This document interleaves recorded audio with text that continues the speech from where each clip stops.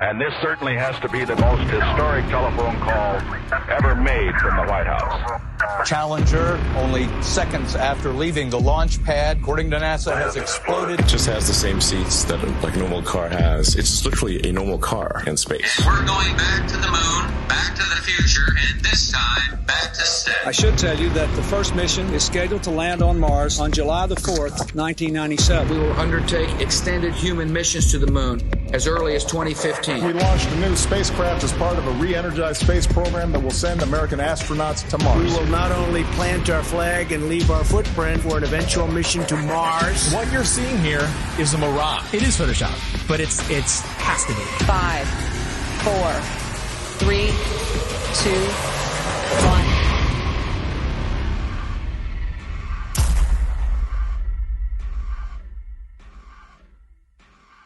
The one thing globe believers need to understand is that you don't just take the spinning ball Earth and flatten it out and put it back in the heliocentric model.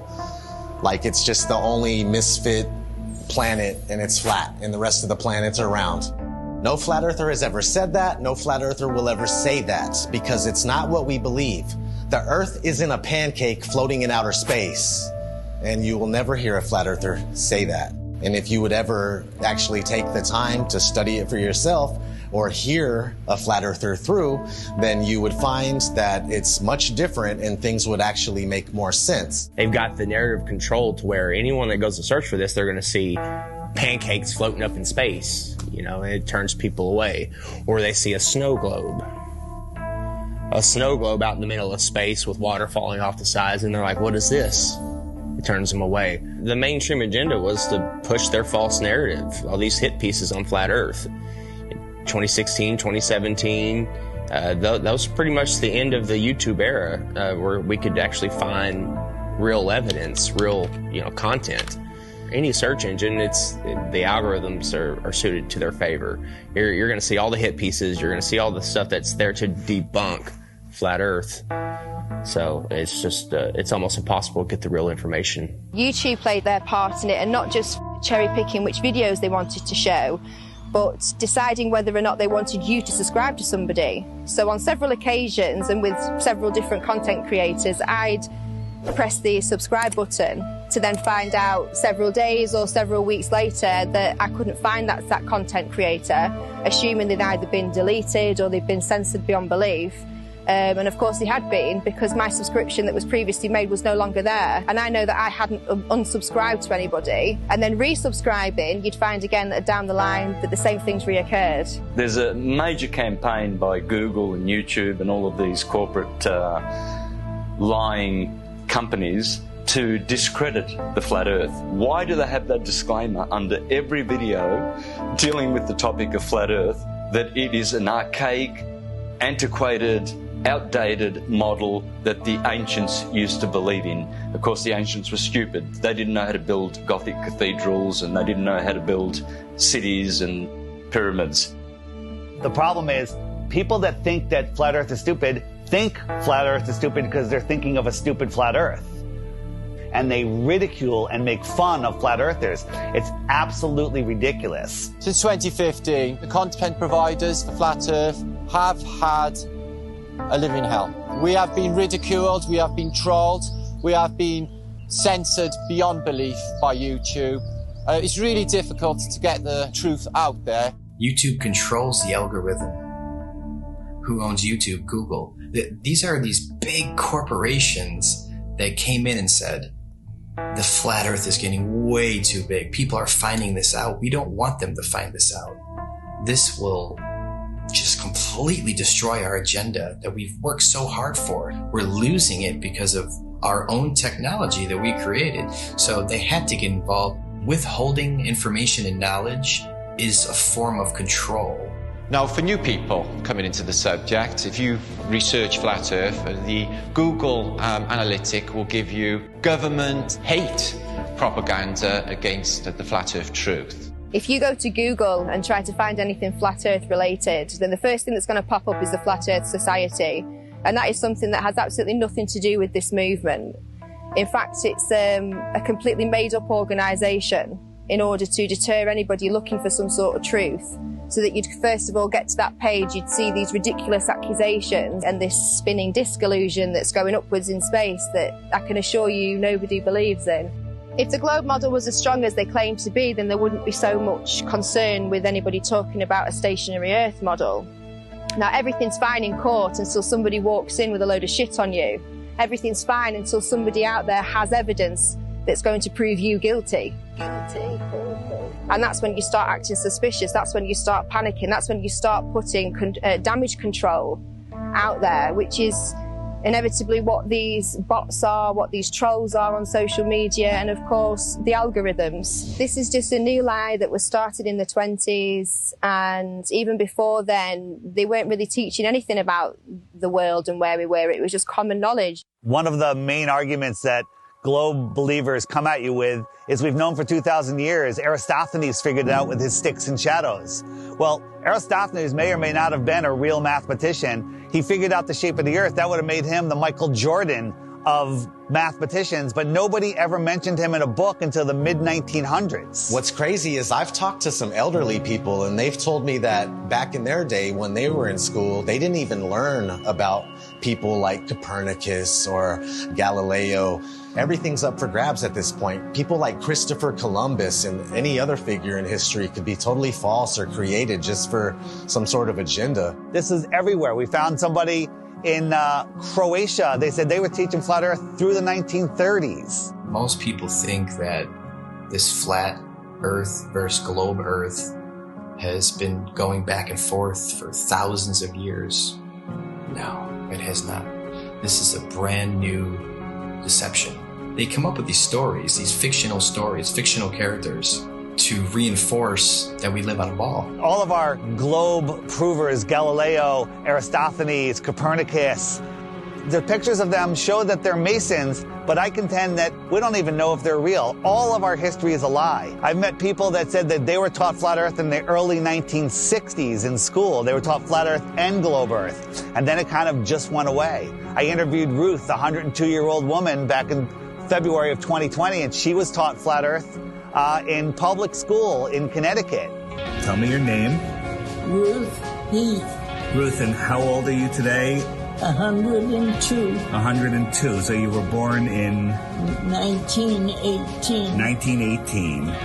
And we were just talking, and I asked you what shape the Earth is, and what did you say? What were you taught in school in elementary school? I was taught in school that the Earth was flat. Where did you go to school? Elementary school? I went to Spoogland School in Hamden, Connecticut. So how does it make you feel to realize that you were right as a kid? It makes me feel better. It does make you feel better, right? Oh, it makes me feel alive. Oh my God, that is so true. My whole life, I believe, yes, what I was taught. That's and then right. When I discovered the flat earth. You feel better about it. Because we are the center of creation. That's right. We are important. That's right. We are here. We are God's children. And when all the problems that are happening in this world today. I'll give you some good news. A lot of the problems that they report on the news aren't even real. That's right. That's right. They're just keeping us in fear. Keeping up. That's right. That's right. That's right. I understand that. I understand. They just say what they want people to know. That we never went to the moon? That was all fake? Is that right? That's correct. I saw that all happening. Yeah, so did I, and we all believed it, but that was just to reinforce that people to believe they can live on a ball and they can walk on a ball. Oh, it's such a lie. It's such a lie, but knowing the lie is like going to a magic show. I woke up. Yes. That's what we call it. We call it red. This is your moment of waking up. Oh. It's when you go to see a magician and you know how the tricks are done, and the magic no longer works on you, and you're free from the illusion. So knowing this is going to free your heart. Cry. Yeah, it's okay. It makes me cry. Happiness. Yes. Tears of joy. Yes. Thank you. All right, give me a hug. Here we go. All right. Rockefeller seems to have a role in this. He started the General Education Board and continued being involved with the educational system. The fact of the matter is, the people that have been in control, they're in control now, and they're going to continue to be in control, whether they pass it down or change the name, whatever it may be. But yeah, I mean, whenever Rockefeller's name is tied to something, it's always something to question, that's for sure. That's a huge red flag for me, that they can come in and change everything we know, all of history, and turn it into deception, and keep teaching the deception over and over and over again until it becomes the norm. The same man who said that he wanted a nation of workers and not a nation of thinkers. This was the same person who was found guilty of antitrust violations around the turn of the 20th century, who then went on to get his fingers in all of the education systems, of course with the promise of, I'll give you money, I'll make sure that your school has everything that it needs as long as you push these textbooks, as long as you push these narratives and you push these ideas. I'm going to give you a nation of workers and not a nation of thinkers. And that's exactly what we've become. Now, this should tell you something, why we can't talk about, literally, the thing that we're standing on. Why is that? Knowing that there is a creator, absolutely. That is one of the main reasons to hide this. But, you know, at the same time, it's nowhere near comparison when 1 billion people find out that there's more land. It's about hidden land. I think there's possible they could be hiding land in here somewhere with us. And I think that the Antarctica Treaty is very, very, very sinister, and there must be something else going on.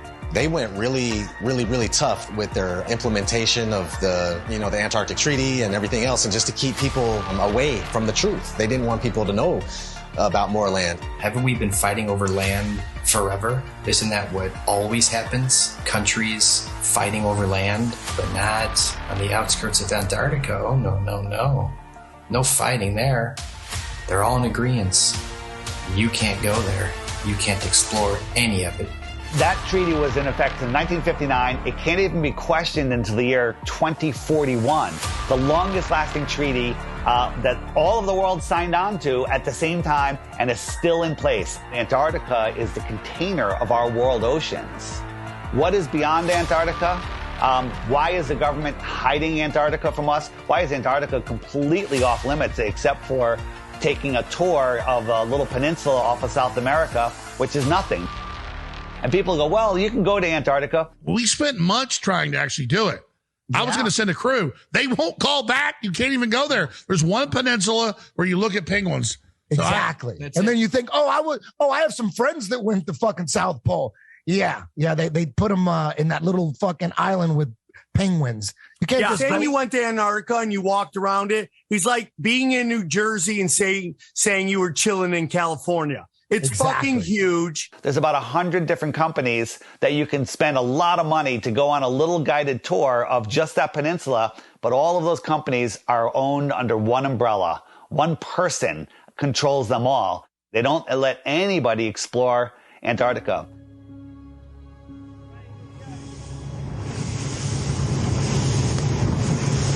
Will be a fucking international headline in about 5 minutes.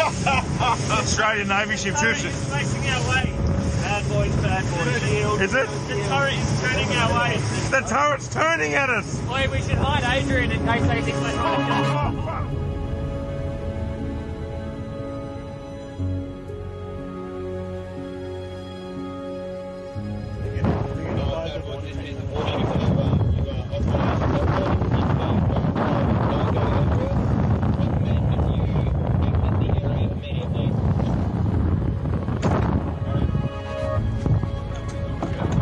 we're just traversing. Is there a helicopter coming at us now? Are we late? I don't know where. Just travel, just go. Just go.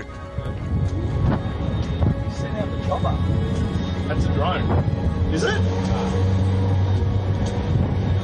That's unreal.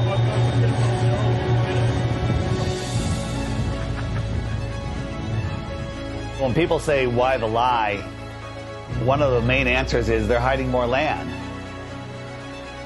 What if we can truly become free. The whole reason for this is because of more land. Because think about it, if there's more real estate, if there's more resources, natural resources, if there's more food for our starving children, if there's more space, more room for us to get away from the child sex trafficking, if there's places where we can go and other civilizations we can be a part of, where they don't charge you for water, they don't charge you for free energy, they don't charge you for property taxes. What if there is more land? Nobody can go explore Antarctica, period. Because if humanity found out there's more land, then the heliocentric theory is gone. They can't start adding more continents on the bottom of a ball. It's just, they wanted it silenced right away. There is evidence out there through old maps, namely the 1,000-year-old Japanese Kawabashi map, which shows continents and lands outwardly of what they call the ice shelf or the ice wall. So why are they teaching the globe model? Well, you see, the globe is a container, and it's a container of all the known land. The Jesuits and the Freemasons, they needed a new model because they wanted a new world order. Because right now on a ball or in a snow globe, there's only 7 continents. That's all there is. So everything is very limited. We have a limited supply. Resources are very scarce because the Earth is a globe, right? It's cut off. Everything's cut off. If you open it up and there is more land, then there's plenty of resources. More land means more resources. Well, that's huge if they're hiding something like that.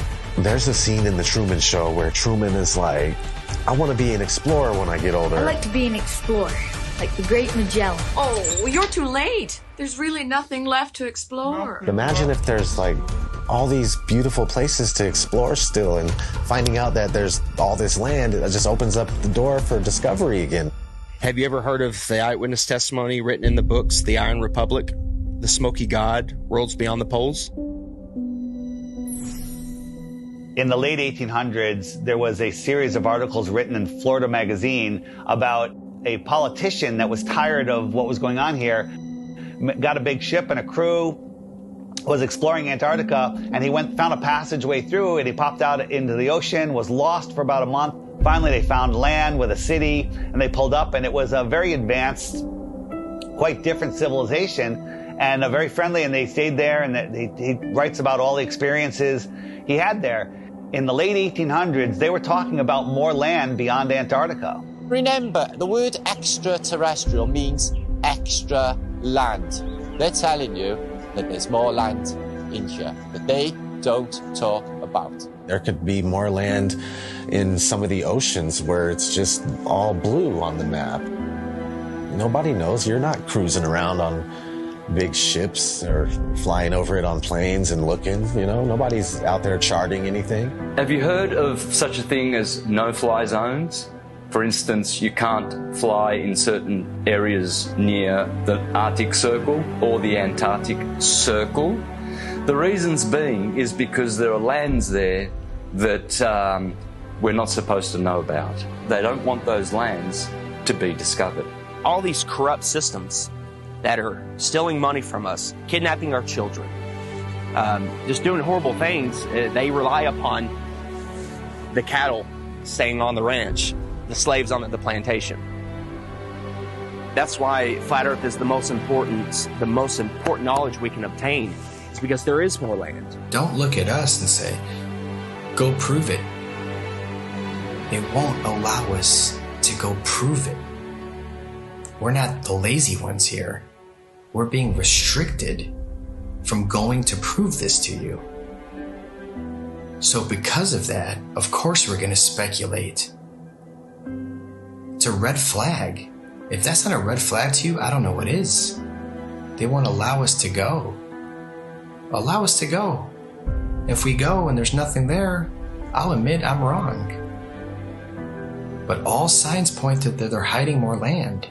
You have to have permission to do everything. You have to have permission to marry the love of your life. You have to have permission to travel down the road. When we have the inalienable right to travel from point A to point B, you people think you're free? You're not free. You're free-range chickens. That's what you are. You're free-range chickens held in an area you're not allowed to go past, and if not, you go to jail or you get shot.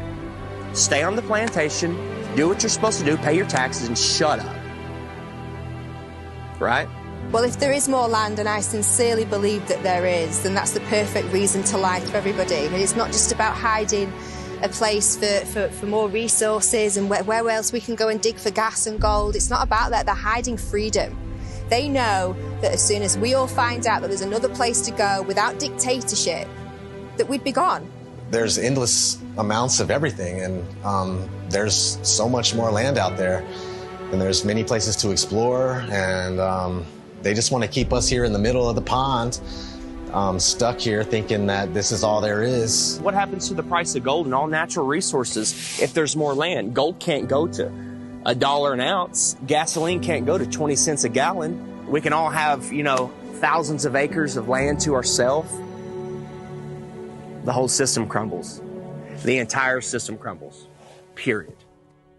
On the other hand, we have the North, which is also off limits. I went on my first official trip.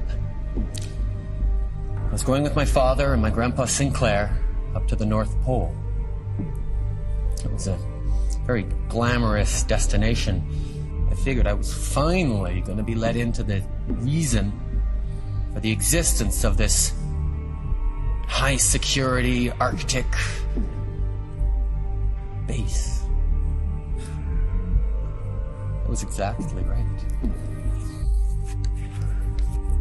We drove slowly through and past the buildings on a special top secret mission. And that's when I understood just how powerful and wonderful my father was. The North Pole is a biggie. It's always been in my mind. I've juggled with the idea, is there hidden land? Could they have possibly hidden a continent in the Arctic Ocean, which is seemingly an ocean? They could hide land there. Many old maps will show you the Hyperborean, 4 continents, and in the center, Axis Mundi. And I think that's what's there. I think there is Mount Meru. And I think that gives off an acoustic device. There's definitely something special going on up there, and if you just think about that long enough, why do compasses point north? I mean, that's really wild in itself. What if we all took our compasses out and just followed them until it stops? A compass will always point north, towards the magnetic north. There's some kind of force or some type of energy, frequency, vibration that's pulling that needle to the north. It's crazy to think that all compasses are pointing north to the North Pole. No compass points south. There is no South Pole. There's no compass that's going to be, go south. And no, it's come to the north. There's something there. I think we can all agree there's something there. And it's crazy that they cover it up. They've covered it up for so long. There's ancient civilizations, the Nordics, there's people have talked about, you know, the Rupert Nigra, the Mount Meru, the giant magnetic mountain at the center. An entire magnetic mass or a mountain that is strong enough to make everybody's compass point north. When I was a kid in school, they showed us a National Geographic video of the guys that were getting to the North Pole, and they just basically made it look so horrible and miserable and dark and cold that no kid ever in his life would go, hey, I want to go to the North Pole. So if you watch any documentary about the North Pole or anybody venturing to the North Pole, all you're going to find is some dude mobbing on an ice sheet, and he's got a little device in his hand. He's like, 3, 2, 1, North Pole. And that's not the North Pole, man. That's bullshit. I just don't know what this is. It's a map. My father showed me a map like this once.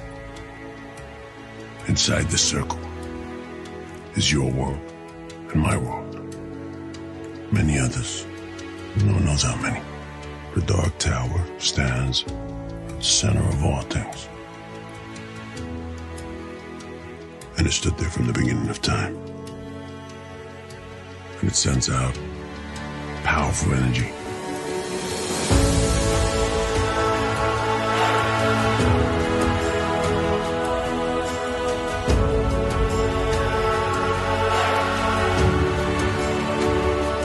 I think that there's possibly a North Pole hole, part of the electromagnetic torus, which gives off a green light, which you see as the Northern Lights. The North Pole is the center of the Earth. It is a hyperbola.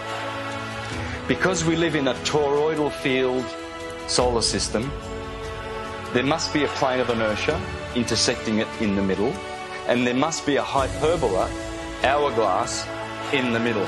In the Srimad Bhagavatam, Canto 5, it calls this Mount Meru. And why are we not allowed to go anywhere near there? Well, simply because you cannot go there. It is a magnetic toroidal hyperbola. Therefore, there is no way that you can fly anywhere near the North Pole in the center of the Earth. Admiral Richard Byrd said he found more land, in the north as well as the south. There's a book called The Smoky God of a father and son that ended up finding more land in a race of giants with technology beyond your wildest imagination. Cartographers have charted, maps with land in the center, where all compasses point. There's just a lot of evidence pointing to more land. So yeah, 100%, I would put my life on it that there's more land at the north. It's just as heavily guarded as the south. Can't go check the north and yeah, let me go check. I'll take some pictures and videos and come back. You're not even gonna get that close. You're gonna be turned around, the same as the south. All the way up until the 1600s, they had 4 land masses around the North Pole region. And right after the 1600s is when it slowly started disappearing until finally it was all gone. And you can verify this for yourself if you just go back before the 1600s and look at maps of all sorts. You'll see these land masses on each one, and then sure thing, these land masses just started being deleted from history. So what are they hiding at the North Pole? If we sit back and observe all of this evidence, this eyewitness testimony, the verdict would come back guilty. It would come back guilty. Okay. You are moving 1,000 miles an hour as Earth rotates. You are moving 18 miles per second in orbit around the sun, and you don't feel any of that. Okay? Okay. You don't feel any of that. If it's trying to fling you off the Earth, okay, but the force of gravity is resisting back, by what force is it trying to fling you off? That upward centrifugal force subtracts from the gravitational force that the Earth is trying to put on you. It subtracts. Okay. So, Chuck, what do you weigh here and now? 192 pounds. Yeah. I'll give you the 190 pounds, okay? Okay. So if you do the math, you run to Ecuador, because we're in the Western Hemisphere, so let's stay there. You run to Ecuador, you will not be 190 pounds. You'll be like 185 pounds. What? That's how significant it is. That's if I did my math correct, and I think I did, there are pounds less that you weigh for living on the equator than for living anywhere else, simply because the spinning Earth is trying to fling you off. Nice. Yes. Yes. If the Earth is spinning at 1,000 miles an hour in a curved trajectory, we're dropping at a rate of miles per minute. But somehow none of that inertia affects these rocks here, which are perfectly balanced. The fact is, the Earth is stationary, and that is scientific, not pseudoscience. In 1879, George Airy, astronomer royal for 49 years, who did a telescope experiment and proved that the Earth was stationary. Then we have Parallax, also known as Rowbotham, who carried out an experiment in the late 1800s on the Bedford Levels experiment, where he went at a distance of 6 miles, which should have showed up some sort of curvature of around 16 foot. No curvature, was seen at all. Then we have Michelson, Morley and Sagnac in the early 1900s with their interferometers using light instead of telescopes this time. And with their interferometer experiments, they proved that the ether over the Earth, the field, is moving and the Earth is stationary. We also had Michelson Gale. They did an experiment in the 1930s and proved that the Earth is stationary. One of the greatest science experiments of all time, in my opinion, is from Marconi.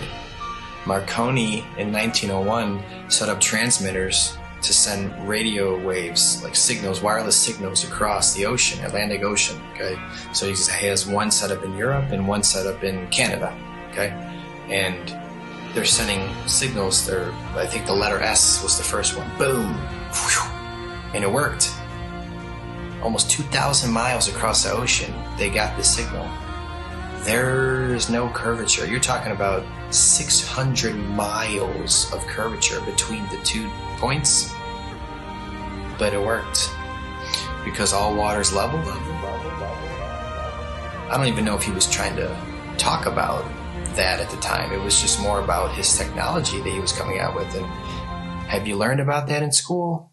No. Then we have Pierluigi Ghina, a colleague of Marconi. And before he died, he showed people in his laboratory how the Earth is stationary. You can go to my channel, Mr. Astrotheology, and you can see videos of Mr. Pierluigi Ghina proving in his laboratory with strobe lights how you can prove quite easily that the Earth is stationary. Every scientific experiment throughout time looking for axial rotation or curvature has proven the opposite. They don't teach this in schools. Any observation, when you go outside on a calm morning, you can see a perfectly glass lake. And your senses will tell you that, nothing is moving. We, stationary Earthers, we have science, real science, on our side, and the globies have pseudoscience. In fact, all they have is Einstein saying, I have come to believe that no optical experiment can prove that the Earth is moving. And yet, the Earth is moving. Science! Yeah, Albert Einstein. I always recommend people go watch Albert Einstein in his interviews. He's reading cue cards. He's reading notes that someone handed him. Kind of like people on TV nowadays. There is no optical experiment ever been conducted that can prove that the Earth is moving. The Earth is spinning at 1,040 miles an hour. You can't feel it. You can't measure it. You can't observe it. You can't repeat it. But trust us, there's not one experiment that shows the Earth is spinning or moving whatsoever. There is, however, an experiment that was proven in Behind the Curve. Bob Nodell was talking about the ring laser gyro, showing that there is a apparent 15 degrees drift throughout most of the day. When we turned on that gyroscope, we found that we were picking up a drift, a 15 degree per hour drift. And this was taken out of context. It was later, the experiment was done at a higher altitude and it showed a different rotation speed, which absolutely proves it's not the Earth that's moving, that it's the ether that is spinning above us. Netflix is mainstream. Netflix is the alternative mainstream narrative. Netflix can't go against the grain. They'll lose their contract. A documentary, like a mockumentary. I'm sure someone watched our movie and was like, whoever made this movie is a government shill, and they're just trying to hide it. Netflix is in on it, trying to hide it. Yeah, he accidentally proves that the Earth is round. It was the biggest mic drop. It was the biggest mic drop, and I love that you kind of cut it. The thing is, we have technology that is outrunning their lies. Now we have time lapse. Ooh, imagine that. We have time lapse where we can point at the sky, and year after year, day after day, hour after hour, the sky's spinning.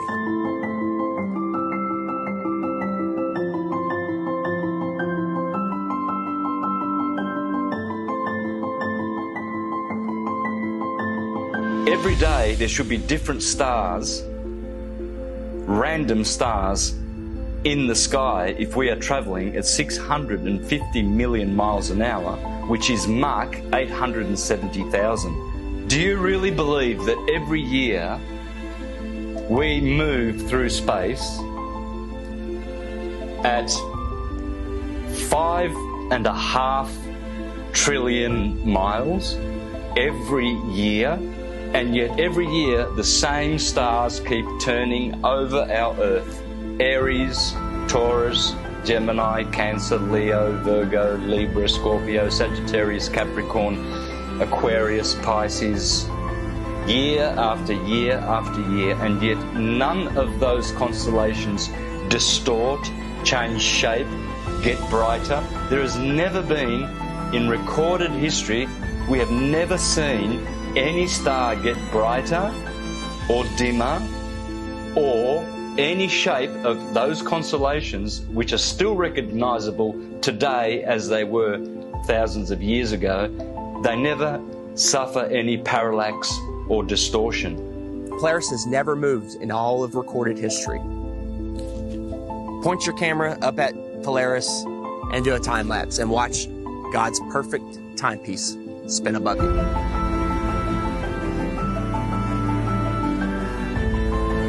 And we move 5,694,000,000 miles through space every year.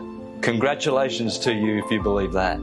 It's called education, indoctrination, and dumbing down.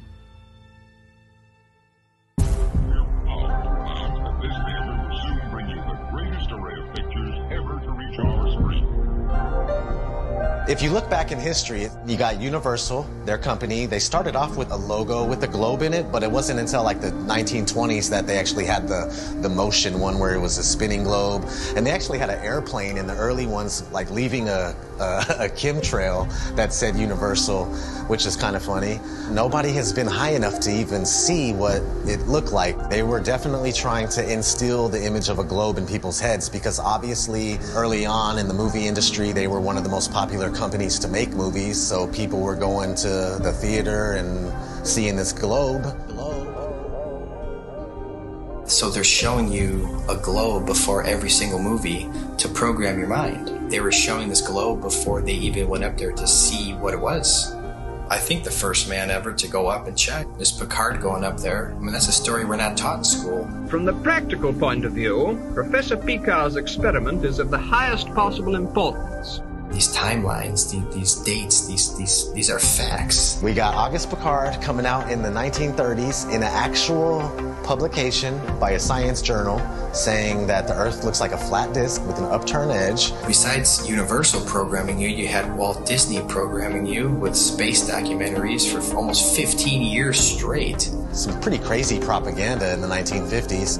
There was one called Man in Space. He's talking about taking men to the moon in a rocket. And then if we cruise on, we got Richard E. Byrd. He goes on Longines chronoscope, and he's sitting down and he's telling people... Strangely enough, there's left in the world today an area as big as the United States that's never been seen by a human being. Shortly after Richard E. Byrd did that interview, they put the Antarctic Treaty in place, and then 1 year later, NASA is established. Almost 0 hour at Cape Canaveral, and enlarged 16mm pictures show a monkey specially trained and conditioned for voyaging in space. 2 monkeys had been selected for the job. They called them Abel and Baker, A and B, of course. In fact, the monkeys came down safely near Antigua. Reported none the worse, after blazing the trail for human space travel. They come in and they're the gatekeepers for your mind. Like, they're making sure that people think that they live on a spinning ball. And that's their sole purpose. That it has always been their sole purpose.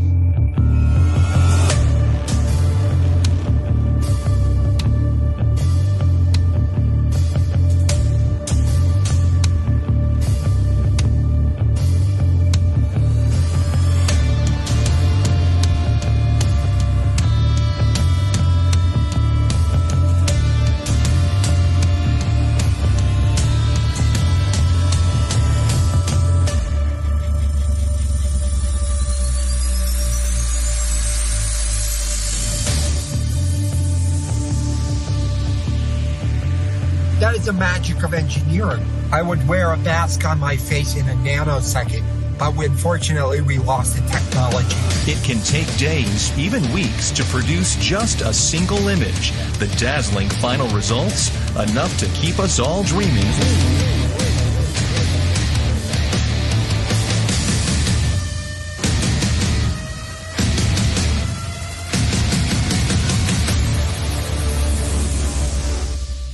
NASA is hiding the frickin' flatness of the Earth. Why?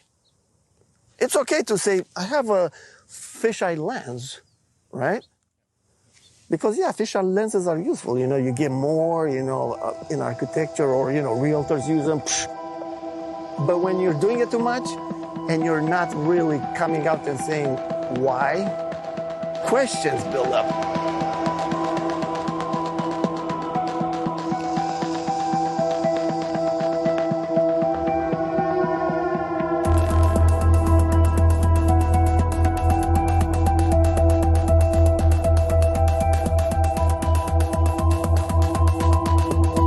In 1923, a fisheye lens was invented. So these space agencies had a heads up already. And the fisheye lens was originally, I think, $27,000 to purchase.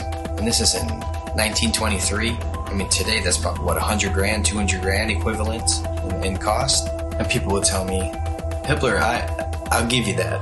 NASA is a lying government entity, right? But what about Red Bull? Red Bull's just an energy drink. And I saw Felix Baumgartner jump out of a space capsule. Flat Earthers did a great job of debunking that. Of course it's a fisheye lens, it's not even a question.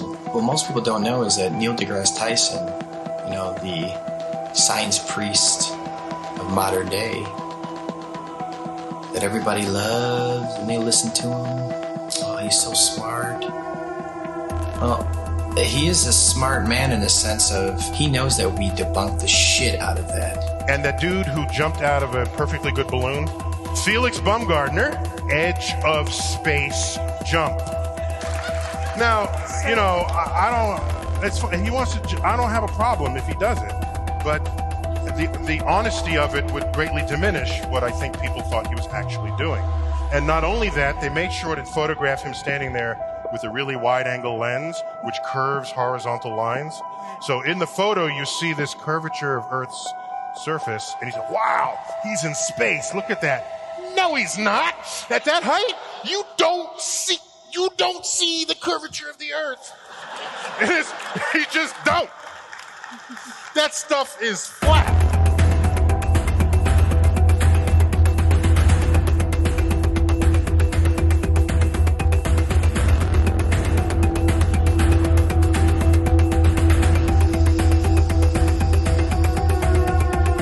Put so much pressure on Neil deGrasse Tyson to come clean.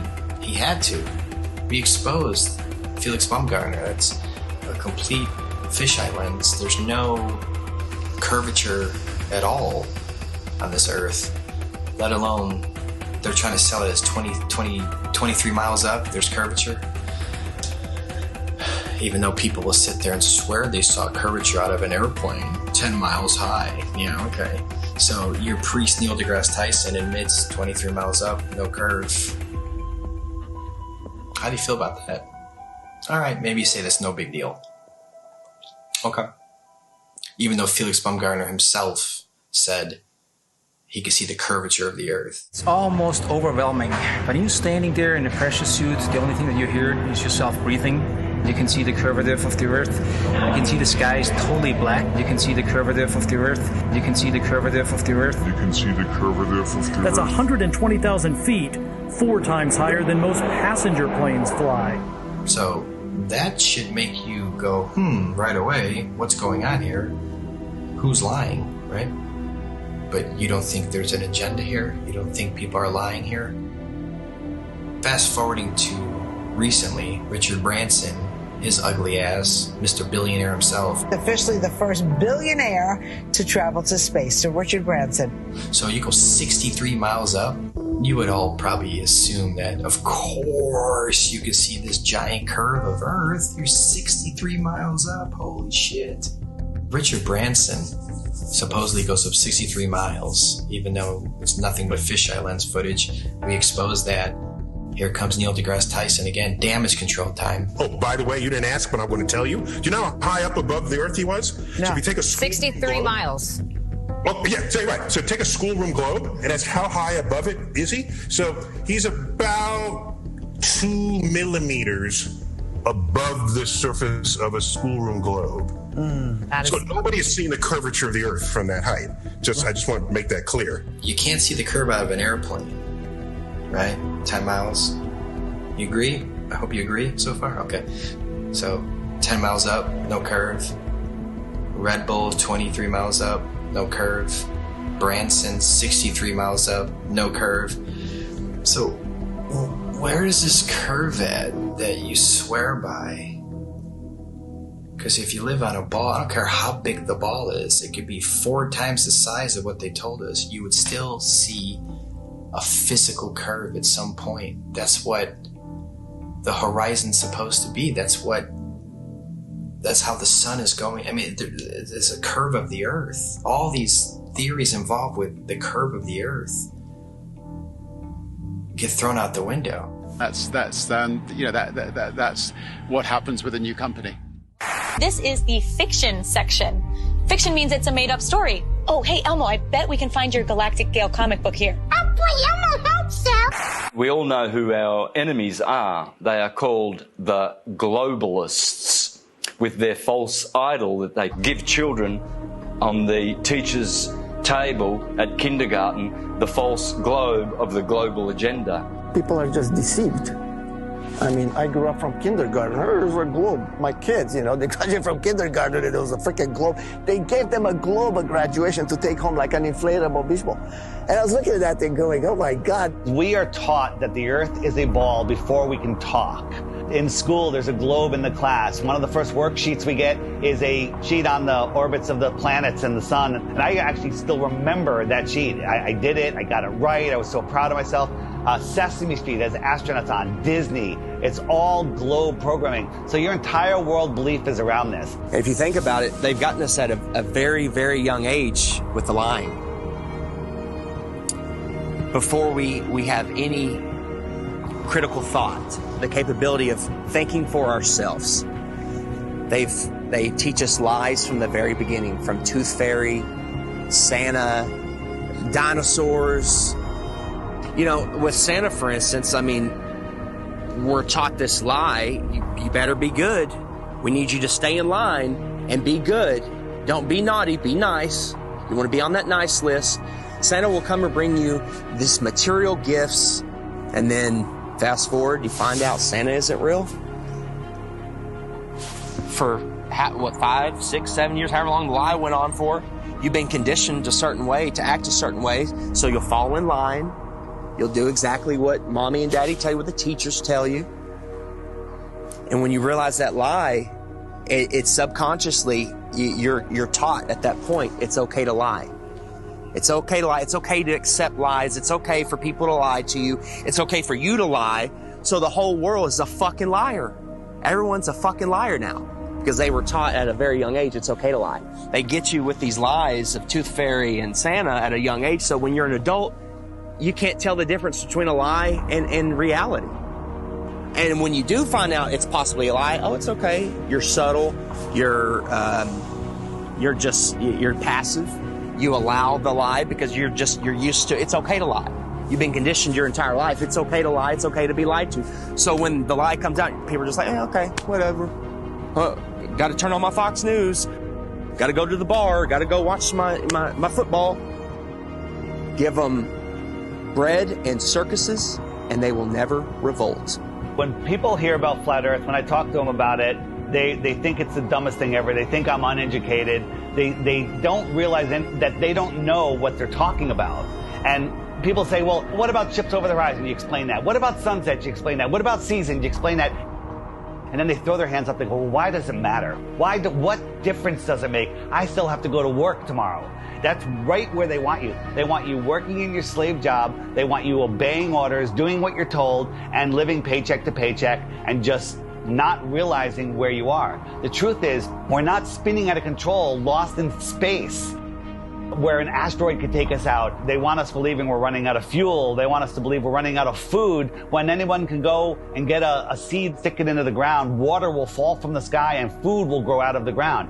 There is no shortage of water, food, space. Every American family could have a half an acre in Texas and the rest of the country would be empty. They're lying about everything. You let your kids get raised and taught by other people that you don't know what they're learning. Everybody's disconnected.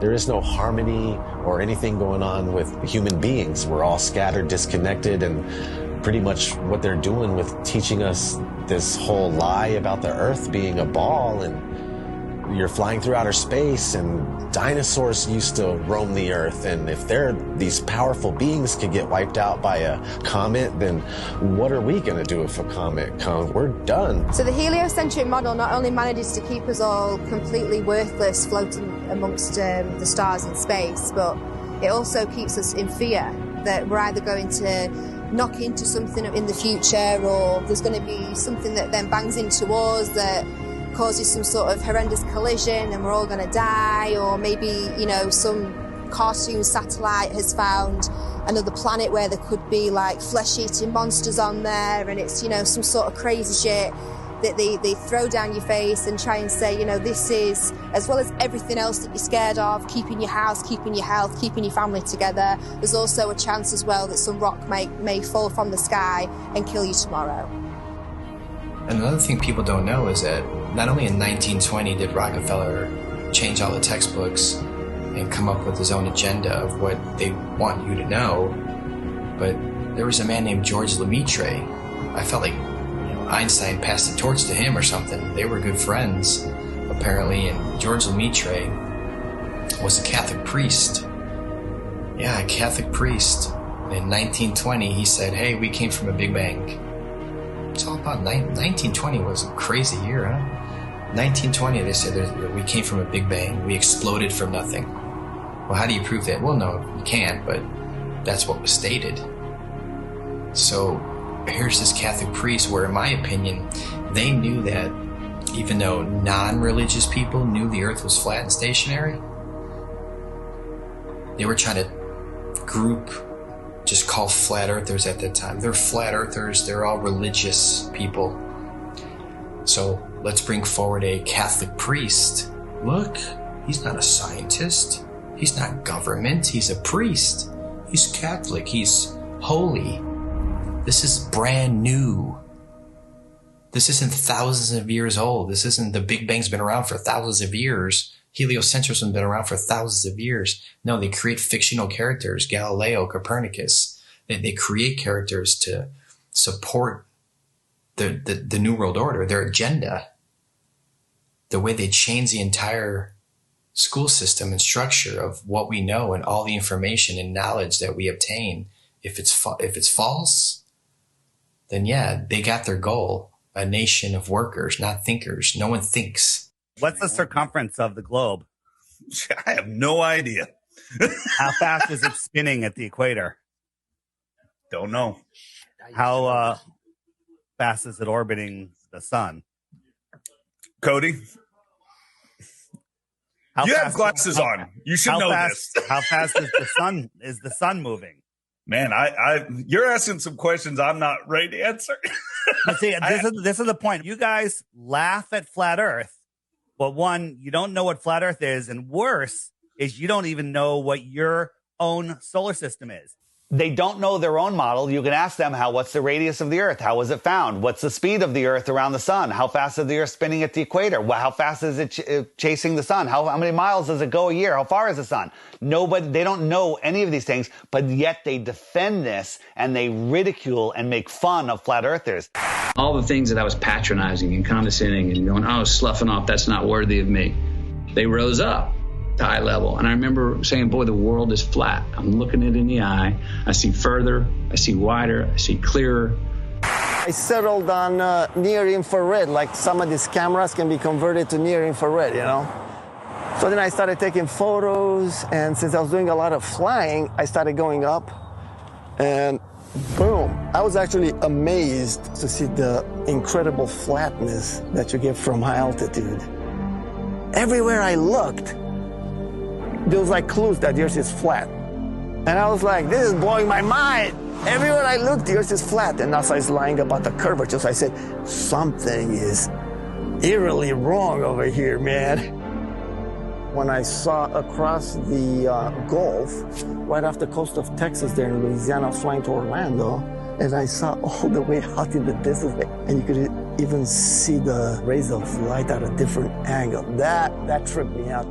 But if you really go up high, then you realize, oh my God, the Earth is extremely flat. This would be impossible on a globe.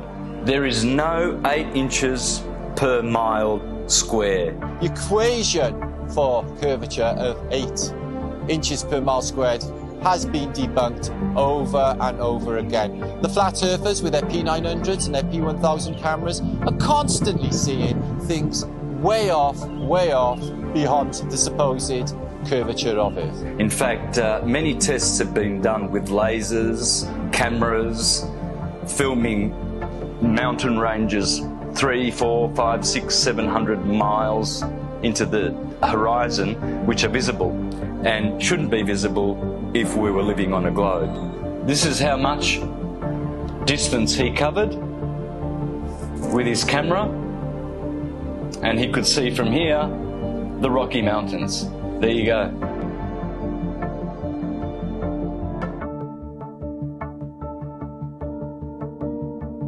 There is no 8 inches per mile square. There's no way you can see 500 miles on the other side of this ball. There's no buildings that are curving backwards. If point A to point B, you're on a ball, you know, they're not going to be flat up and down like on our flat Earth. They're going to be like this. There's no tilting. They've measured distances from the base of buildings to the top, level and flat. People look out at the ocean and you see ships and stuff, and it appears like these ships and boats, they go down, and that is a huge factor as to why people think the Earth is round. If you look at the ocean or a lake, it looks flat. Look at that. Look how straight and flat that horizon is. Looks flat, doesn't it? See, it looks like a table or a board. Now, once in a while, you might see mountains or hills, but those are just like little bumps on what looks like a flat Earth. As ships sail away, they don't disappear all at once.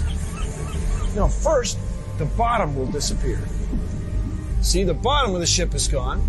Now we can see midway up, and then the whole thing disappears. So people realized that the world is curved. I mean, it's a big curve, but it's curved.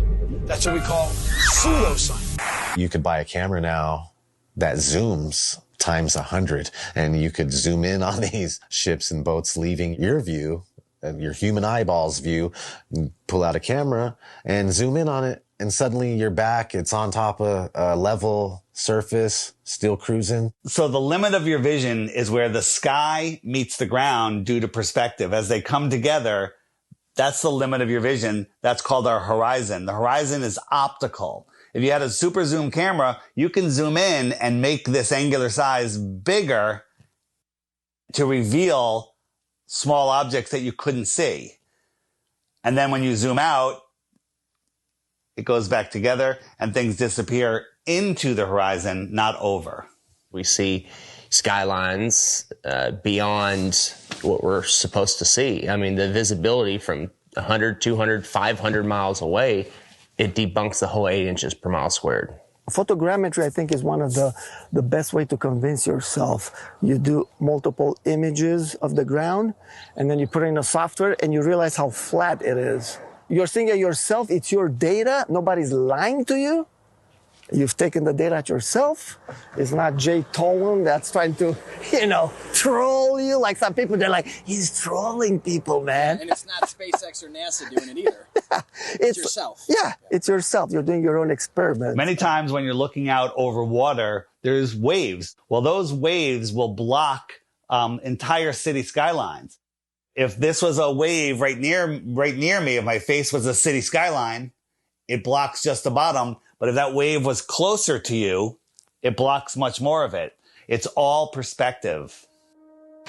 And I thought I wasn't going to get anything that would beat this until I found this photo from Grandmere State Park. This is from Joshua Nowicki. And what you're seeing here is a mirage. Typically, we would not be able to see this. This image would be viewable from much, much higher in the sky, up in space. The story has been one of the most viewed stories on our website ever. They say my explanation is a cover-up.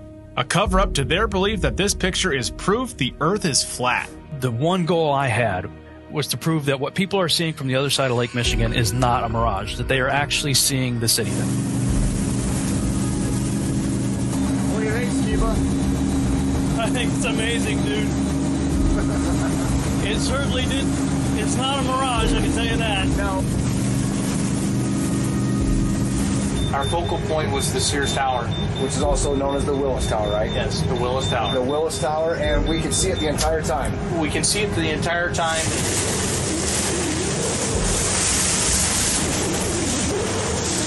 That's not a mirage. That's not a mirage, whatever you're looking at. You see it? Yeah. That's that. It's the aberration. It's not a mirage. That's the proof right here. That's the proof. I was shocked to find out that there are a number of people that believe the Earth is still flat, and that to them, this is actually proof that the Earth is flat. One person just questioned me and asking me for a retraction of the articles and lies. A lot of people try and kind of be nice about it. Well, are you sure you did it right? And then they send me links that the Earth is flat. And some are just pretty straightforward about it, and they title replies calling me a deceiver, and that I should check my degree or quit telling lies on television. It got me questioning a lot of things. Were my calculations right? No. You can obviously see Chicago from that far away. It really is the Chicago skyline. We can see things farther and farther away than that and prove it. You can prove it yourself. You can go there on a clear day and see the same thing. You can go do the same tests and prove it to yourself. That's the best way to do it, right? Prove it to yourself. You're not taking anyone's word for it. You're doing your own experiment. It's not a mirage. It's not an illusion. It's Chicago from 60 plus miles away. I mean, we could barely see the street sign a few blocks ahead of us on a foggy day. I mean, they're spraying our skies with shit all the time. You can open your weather app right now and it'll tell you the visibility. That's how far they're telling you can see through the weather patterns. There's so many different factors of why we can't see that far. We're not superheroes. I mean, take any flat and level road around your house safely. Test it out, make sure it's level. But you take your camcorder and you bring it all the way down to the ground and you zoom in and you see all this distortion and it kind of vaporizes and globe heads want to act like this bridge is bending around a curve and there's the curve. It's like, no, it's an optical illusion. That's all it is. This has been replicated many, many times. There is no curvature. Stop fooling yourselves. And even something like the sun, when it goes across this huge plane, it sets and it disappears due to perspective. So you're seeing it come and go on such a vast plane. It's so huge that the sun could come through and go so far away that it just goes out of your view and behind so many false horizons, i.e. mountains, trees, forests, city buildings, just really tall things. Keep in mind, the sun is much smaller and close.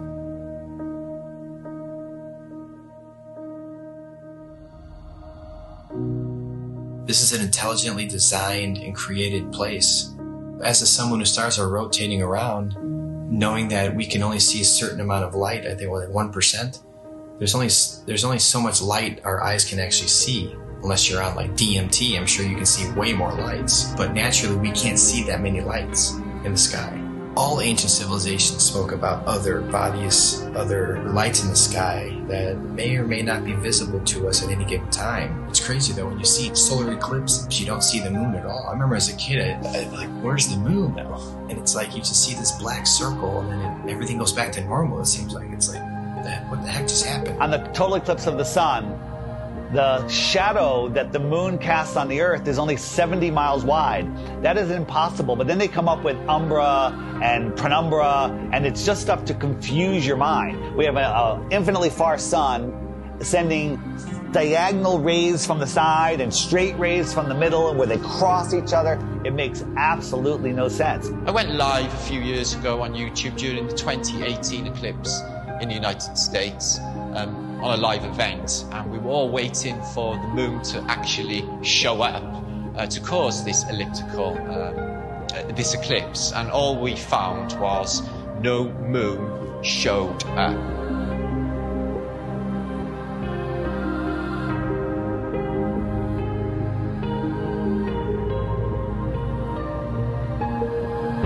So that blew my mind, to think that there was actually no moon visible, yet this effect of the sun literally being covered by an object I had witnessed. Why can't we see the moon approach the sun, eclipse the sun, or exit the sun? And we don't. We just see a black circle eclipsing the sun. We never see it next to the sun. Now people say, well, it's because the sun is so bright. When the moon is totally eclipsing the sun, you should be able to see the features on the moon. You should be able to with a regular camera, with your regular eyes, with an infrared camera, but it has never been seen. There's only been anti-flat earthers that will fake an image and fade it into a picture of the eclipse. There's no video of it. Think about what an amazing video would be if they could film it from the International Space Station or from the moon itself. Never happens, because I don't believe it. The moon that we see is what's eclipsing the sun. There's lots of ancient mythology about other dark bodies. There could be anomalous bodies up there. They're not actually visible to us. A celestial body that we perhaps can't see, because there's on the spectrum of light, we can only see 1% of all the light rays, gamma rays, X-rays. We can't see these certain frequencies and energies and lights. What happens is the sun is eclipsed by the so-called moon, but it's not the moon, it's actually the north node. There's been, times documented in the past where there's, this eclipse, and the moon's supposed to be eclipsing, and there's no moon anywhere in the sky. Nowhere. Anywhere. That makes absolutely no sense. So there's got to be another celestial body. The oldest ancient symbols, and it's the black sun.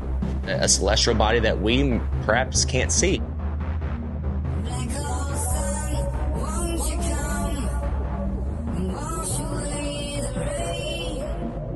A lot of ancient civilizations always spoke about a black sun. It's like, why are they talking about a black sun for hundreds, if not thousands of years?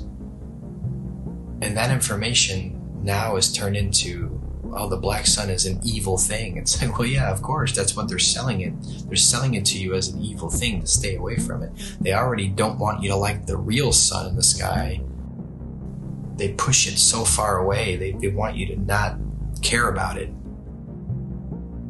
There's a reason it's close to you. There's a reason it's here for us. There might be more suns and moons on the outskirts of Antarctica, on the outer lands. There might be more suns and moons. There might be more suns and moons in our world here, but we just can't see it.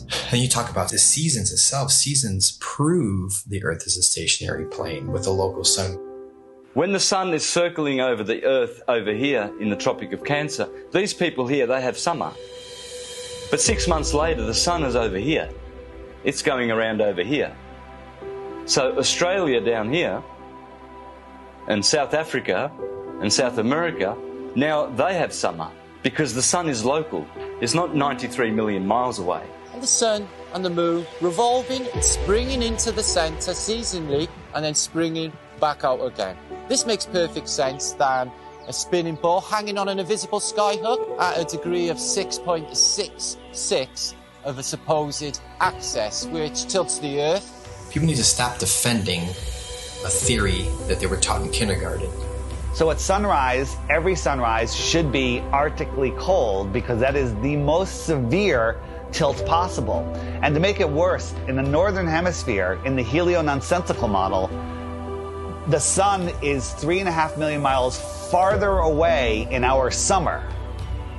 But when the sun shows up on the horizon, I can feel the heat on my face immediately. I can get a suntan in June.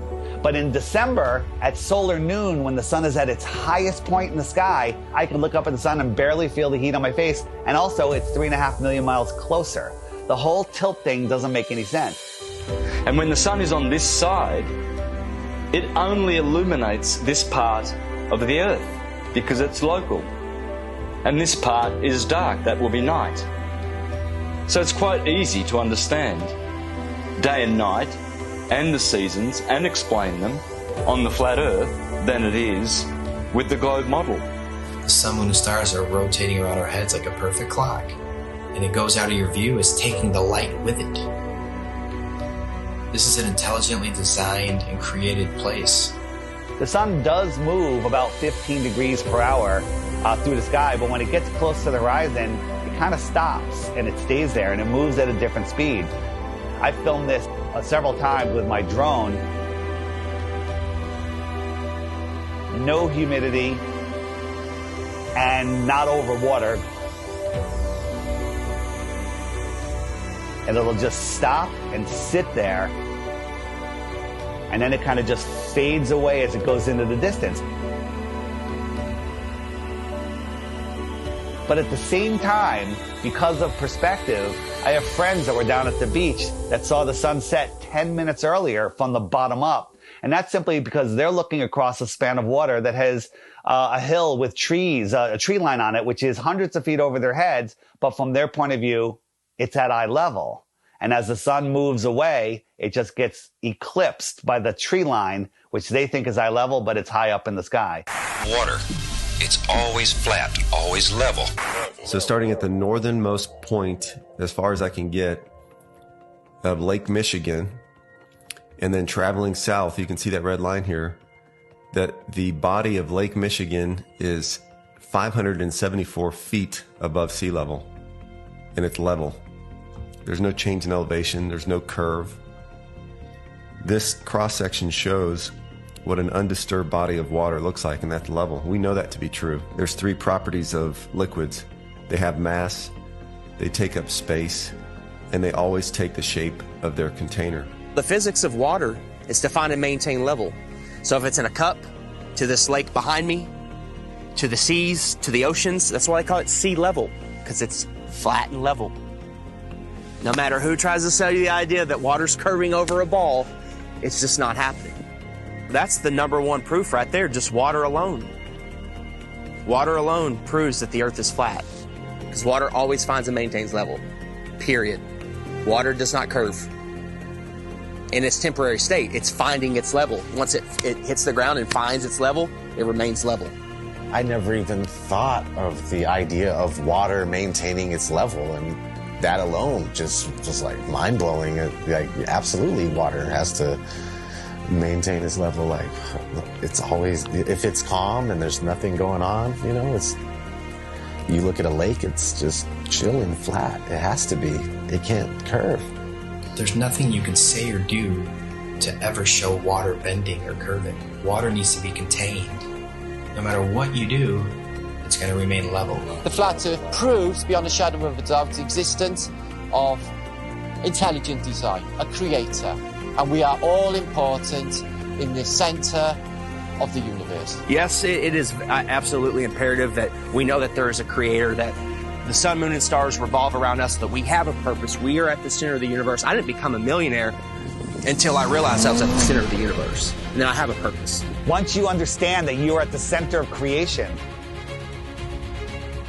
everything changes. And basically, we're unplugging from the matrix. We're unplugging from the heliocentric system.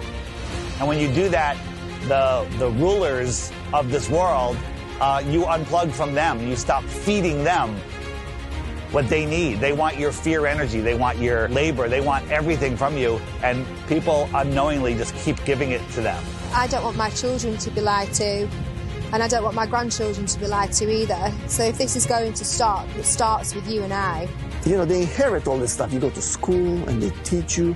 When I was in grad school, man, I was shocked that most of my classmates were not really interested in learning. They were interested in passing a class. On the one side, tens and tens of scientists proven that the Earth is stationary and we have nothing on the globe's side, so the Earth is stationary.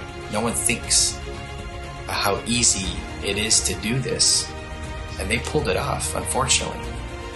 But we're here now to completely reverse this, and people hate on us from the left and from the right. Everyone hates on us. Like, shut up with your flat earth stuff. It's not important.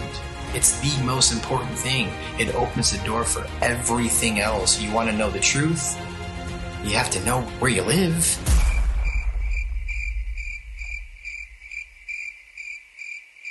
This whole agenda is to keep people disconnected from our creator, you know? They want to just cut all our ties spiritually, and that's one reason why they calcify our pineal gland. They don't care about our health. You know this by look at your water supply. Even the water that you'll drink yourself when you go and buy bottles of it, it's got chlorine in it, it's got fluoride in it. These are all chemical waste products that they then rebrand and put in our drinks and tell you, oh, well, it cleans it. We'll also take away all of the medicine that's kept people alive and well for centuries. And they'll tell you, oh, no, that's not good for you, that's not safe for you. Here's our products, here's our petroleum-based medicine that they've been pushing on us for the past 100 years. And, of course, look at people's health, look at the world's health. Are we a healthy nation? Is any nation a healthy nation? No. And who's in charge of healthcare? The governments, the corporations. So it seems like everything that they touch turns to shit, so why do we allow them to touch everything? Stop defending Rockefeller, Rothschilds, all these goons, these people that want the New World Order, the modern day people, Bill Gates, Schwab, all these people that they're pushing for it and they feel like it's almost there, and we're sitting here fighting it. We're sitting here trying to wake the world up so we can have a peaceful and loving world again. And you're attacking us. Whose side are you on? We're trying to take these evil entities down that suppress our knowledge. We're trying to give knowledge back to the world so we can become powerful again.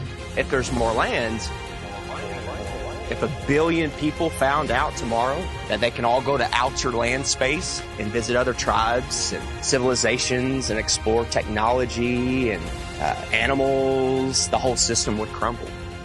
And I know there's a lot of people out there, celebrities, people with big shows, big names, with big followings that know the truth of this world, and you're keeping quiet just to protect your little empire. Well, now it's time to say something because the empire is falling. If we don't do something now, all of this is going away, and they're taking over this world. So speak out. It just takes one celebrity, one person with a big following, and then it goes viral, and then the entire system collapses. All of this world control is based on the heliocentric lie.